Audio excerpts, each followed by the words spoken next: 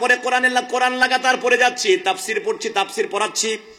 কোরআন পড়ে পড়ে আমি দেখেছি কোরআনের ভিতরে মানব জাতির জন্য যত কথা রয়েছে, মানুষের জীবনের জন্য যত কথা রয়েছে, যত সমস্যা রয়েছে, সব সমস্যার সমাধান আল্লাহ রাব্বুল আলামিন কোরআনে কারীমের মধ্যে তুলে দিয়েছেন। সুবহানাল্লাহ বলেন।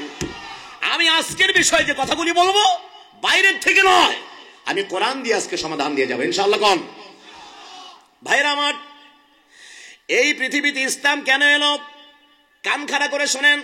আল্লাহ রাব্বুল আলামিন বলেন, আল ইয়াওমা আকমালতু লাকুম দীনাকুম ওয়া আতমামতু আলাইকুম নি'মাতি ওয়া রাদিতু লাকুমুল ইসলাম দীনা।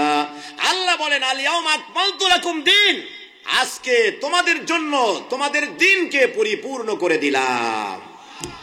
আওয়াজ করে জোরে বলেন, দিন পরিপূর্ণ না অসম্পূর্ণ? দিন কি পরিপূর্ণ না অসম্পূর্ণ? কথা বলেন, কিন্তু কোনটা? যারা কথা কইতেছেন না তারা কি কথা বুঝেন না? আমাদের যে দিন মানে ধর্ম, এটা কি পরিপূর্ণ নাকি অসম্পূর্ণ?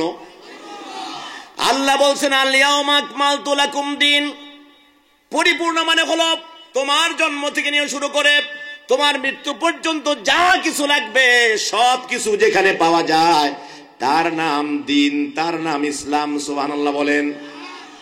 আর আমাদের দিনের নাম হলো ইসলাম। আমাদের দিনের নাম কি? আল্লাহ বলেন, ইন্নাদ দীনা ইনদাল্লাহি